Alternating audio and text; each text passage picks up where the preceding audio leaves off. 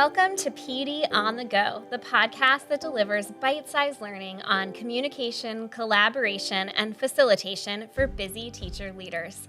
Tune in while you're in the car, on your lunch break, or making copies, and get ready to level up your leadership skills. My name is Hallie Case, and I'm with the Office of Professional Learning in Fairfax County Public Schools, and I'm joined today by my teammate, Mary Beth Anderson.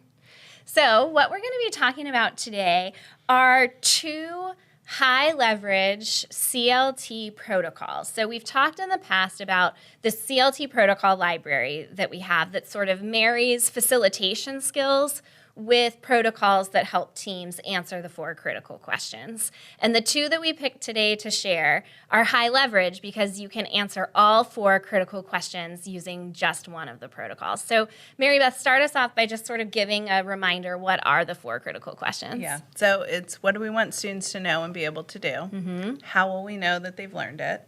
What will we do if they haven't learned it yet? And what will we do if they've already learned it?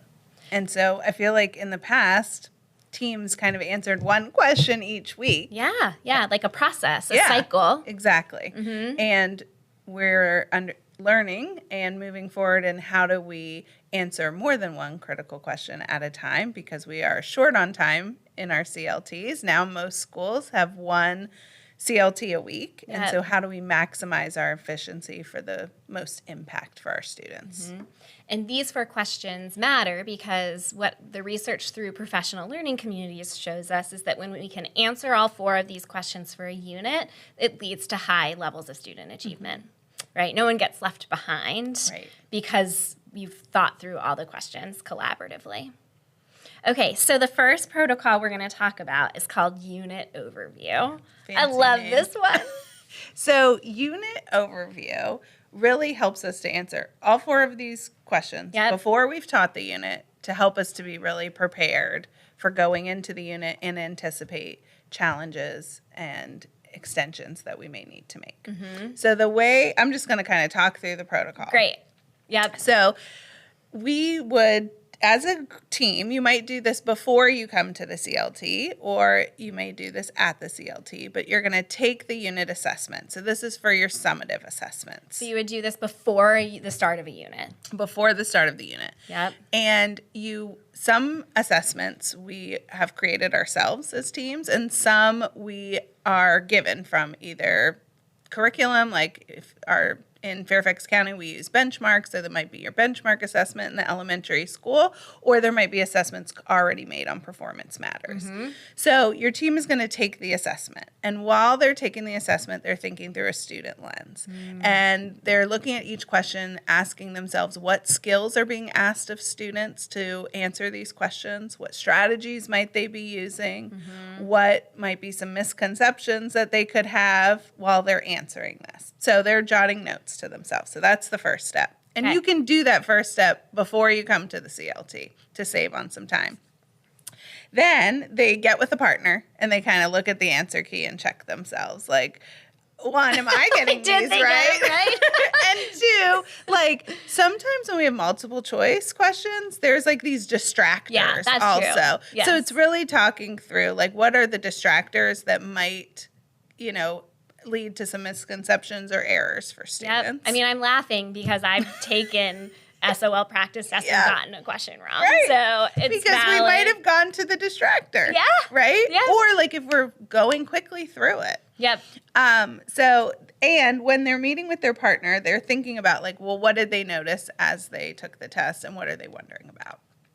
And that preps them for this like whole group conversation, which is the most important part of this protocol. Mm-hmm. So when they come together in this whole group conversation, they're going to start answering some questions.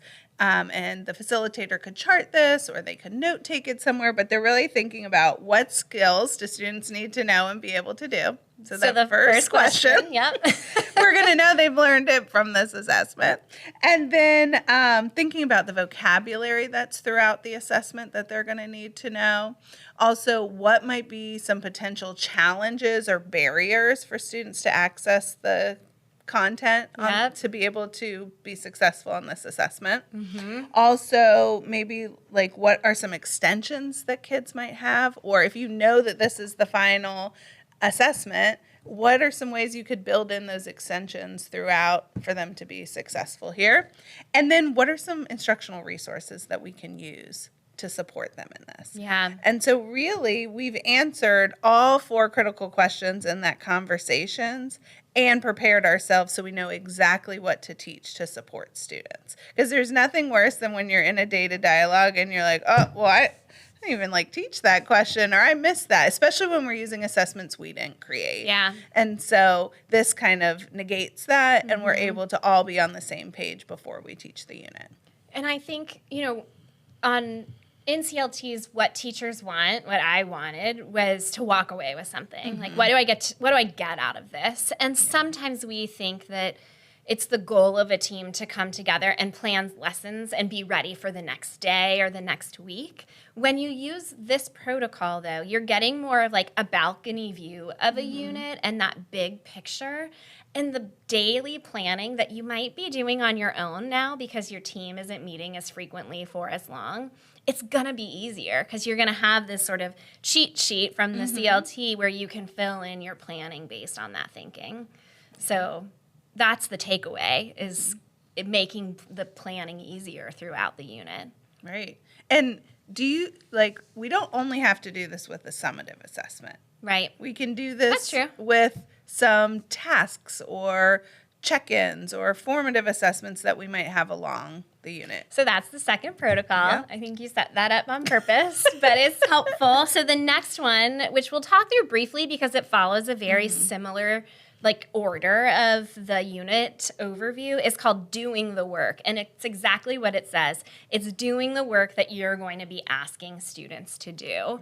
And this makes me think back to when I was a teacher. If I assigned an essay even, I taught 7th and 8th grade English, and I would write an essay, and it would help me kind of think through what was the writing process that students would need to go through in order to accomplish that.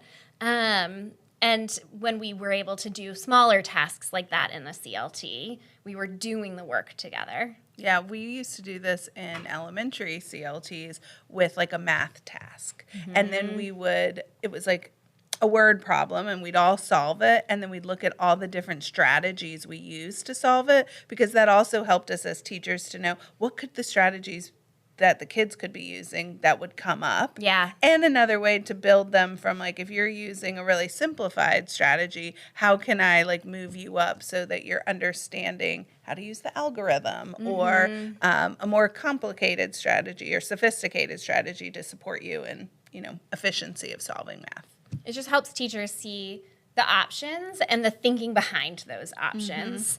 And it's one of the very useful ways to spend your collaboration time because, again, it's big bang for your buck. It answers all 4 of those critical questions when you do the work together. So we have these 2 protocols within our CLT protocol library. And we'll post them specifically to our Instagram account, which will bring you to our teacher leadership site.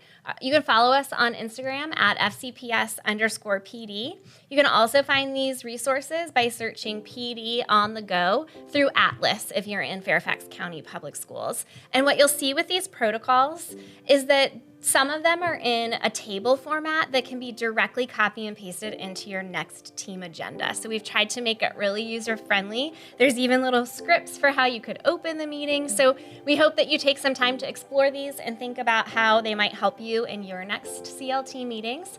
Thank you for listening, and join us next week for more PD on the Go.